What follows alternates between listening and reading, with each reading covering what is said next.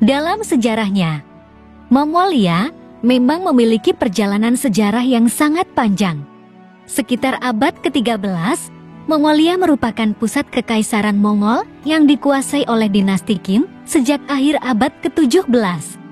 Pada tahun 1206, Genghis Khan yang merupakan kaisar pertama mendirikan kekaisaran Mongolia dengan mempersatukan suku-suku Mongol yang pada saat itu sering berselisih antar sesama. Semenjak kepemimpinan Kaisar Genghis Khan, Kekaisaran Mongolia mulai banyak menaklukkan wilayah di seluruh benua Eurasia yang dimulai dengan penaklukan dinasti Xia Barat di Cina Utara dan kerajaan Khawarazmia di Persia.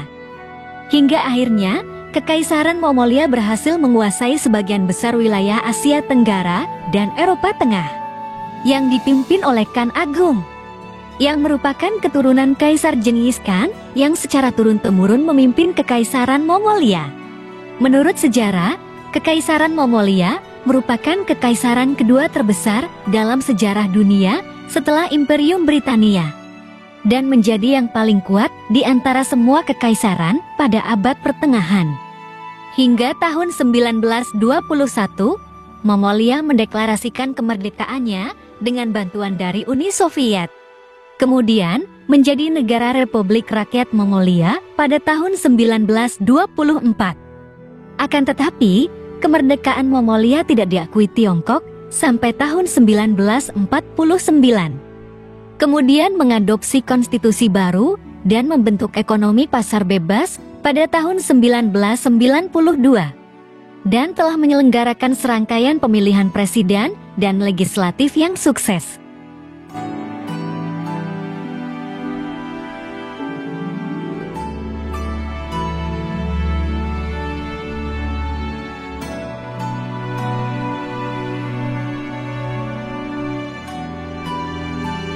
Mongolia adalah negara terkurung daratan terbesar di dunia yang tidak berbatasan dengan laut, yang terletak di antara Tiongkok dan Rusia. Sebagian besar wilayahnya ditutupi oleh padang rumput dengan banyak pegunungan di bagian barat dan utara. Sedangkan di bagian selatan didominasi oleh Gurun Gobi yang luasnya mencapai 1.300.000 km persegi. Yang merupakan salah satu gurun terdingin di dunia.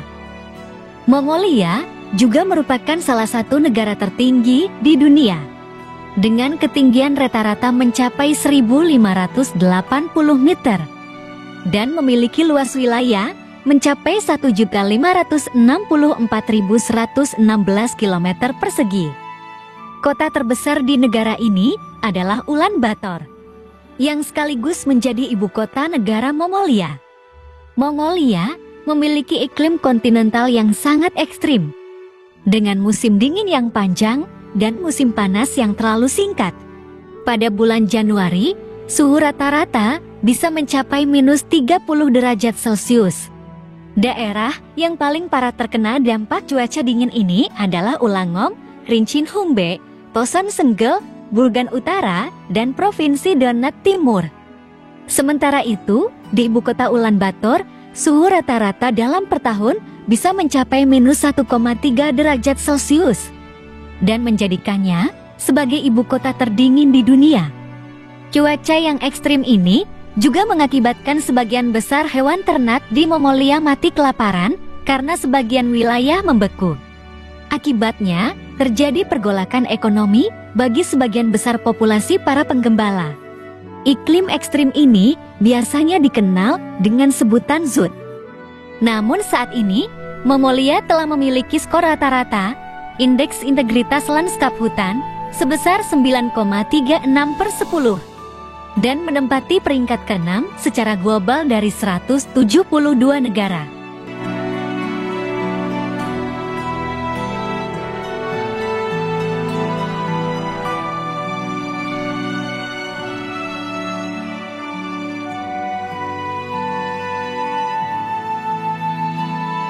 Di mata dunia, Mongolia memang dikenal sebagai salah satu negara dengan pola kehidupan yang unik.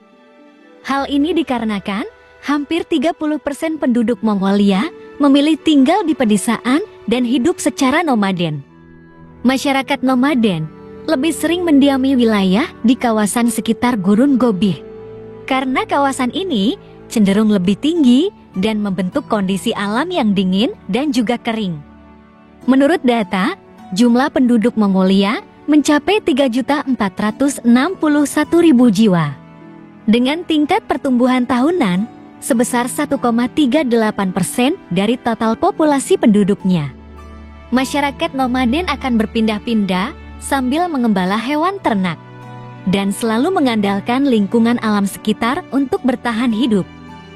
Karena hal inilah, mereka tinggal di rumah tradisional yang disebut dengan yurt atau jer, yang lebih praktis dan mudah untuk dibangun. Rumah tradisional ini terdiri dari kamar tidur, ruang tamu, dan sebuah dapur, dan dapat menampung hingga 15 orang tergantung pada ukurannya. Bagi mereka, hewan ternak adalah segalanya dan dianggap sebagai penyokong kehidupan yang sangat penting. Mayoritas agama di Mongolia terdiri dari agama Buddha sekitar 51,7%, agama Islam 3%, agama dukun 2,5%, agama Kristen 1,3%, dan tidak beragama sekitar 40,6%. Selain agama, penduduk Mongolia merupakan 86% dari populasi etnis Kalha. Dan sekitar 14% sisanya termasuk Oirat, Buryat, dan lainnya. Bahasa resmi yang digunakan di Mongolia adalah bahasa Mongolian, yang dominan menggunakan dialek Kalha dan secara resmi ditulis menggunakan huruf Kiril. Dengan perkembangan zaman yang semakin maju, kini masyarakat nomaden memiliki pola hidup lebih modern seperti masyarakat pada umumnya. Jika kita berkunjung ke sana, banyak kita temui masyarakat nomaden yang sudah memiliki perlengkapan elektronik seperti televisi, bahkan kendaraan bermotor. Namun saat ini, banyak masyarakat yang hidup secara nomaden tidak di padang rumput di alam terbuka, melainkan mendirikan tenda di pinggiran ibu kota yang mengakibatkan polusi udara. Bahkan, ibu kota Ulaanbaatar kini menjadi salah satu ibu kota paling tercemar di dunia dengan tingkat bahan partikulat halus beracun yang bisa meningkat hingga lebih dari 20 kali lipat batas aman yang ditetapkan Organisasi Kesehatan Dunia.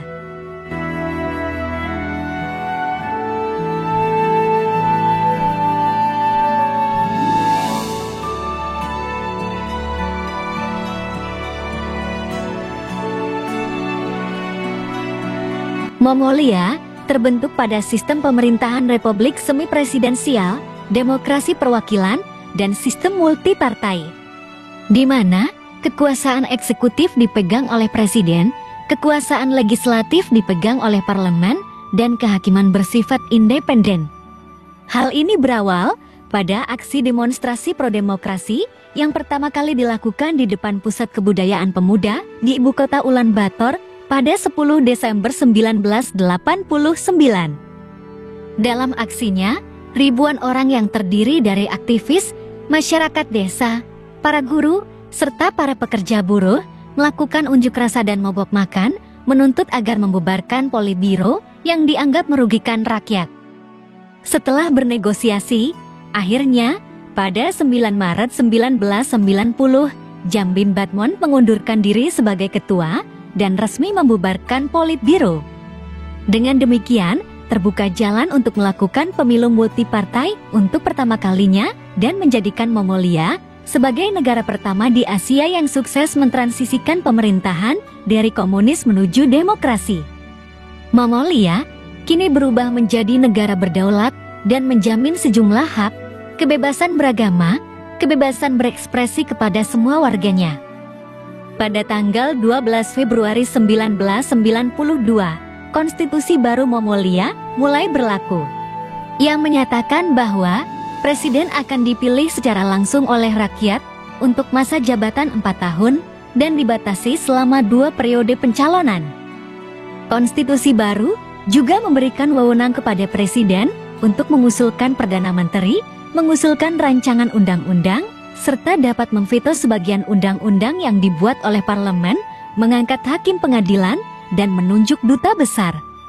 Kural Agung Negara merupakan lembaga legislatif tertinggi di Mongolia yang berwenang untuk menetapkan dan mengubah undang-undang, membahas kebijakan di dalam dan luar negeri, membahas perjanjian internasional, dan menyatakan keadaan darurat bila terjadi sesuatu.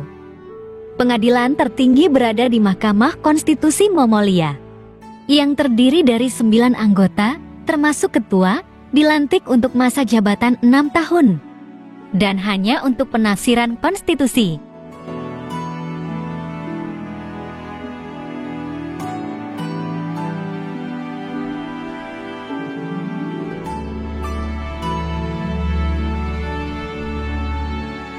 Sebenarnya, kegiatan ekonomi di Mongolia telah lama didasarkan pada peternakan hewan dan sektor pertanian.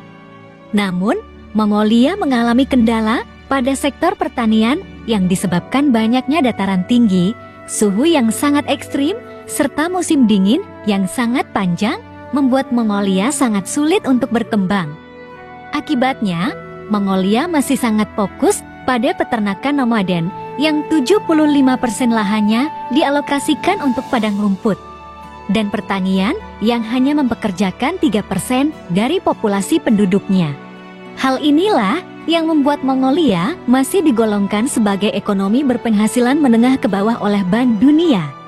Sebab, sekitar 22,4% penduduknya hidup dengan berpenghasilan kurang dari 1,25 US dollar sehari, atau sekitar 19.700 rupiah sehari. Namun seiring berjalannya waktu, Mongolia kini mengalami perubahan setelah menjalin kerjasama perdagangan dan ekonomi dengan Tiongkok yang mencapai titik tertinggi dalam sejarah Mongolia. Berkat dukungan dari Tiongkok, Mongolia kini berhasil memecahkan masalah kemiskinan selama berabad-abad dan mulai membangun masyarakat yang cukup sejahtera dalam segala aspek kehidupan. Pertambangan mineral tembaga, batu bara, biji besi, emas, dan timah kini mulai dikembangkan pemerintah Mongolia sebagai penggerak produksi industri utama. Selain itu, pemerintah Mongolia juga mulai fokus pada pembangunan jalur kereta api sepanjang 233 km yang akan menuju langsung ke Tiongkok, yang merupakan tonggak sejarah dalam rencana Mongolia untuk menjadi pemasok batubara berkualitas tinggi bagi Tiongkok yang memiliki lebih dari 6 miliar ton batubara. Akibat pertambangan yang semakin meningkat, kini berubah menjadi industri utama di Mongolia. Banyak perusahaan asing seperti Tiongkok, Rusia, dan Kanada yang memulai bisnis pertambangan di Mongolia. Mongolia perlahan-lahan melakukan lompatan besar dalam meningkatkan sarana dan infrastruktur dalam negerinya, dan berhasil membangun sistem jalan tol dan jalan raya yang menghubungkan 21 provinsinya ke ibu kota Ulan Bator.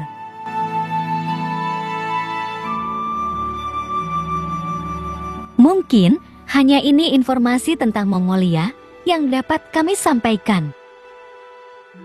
Semoga bermanfaat dan menambah pengetahuan kita semua. Terima kasih.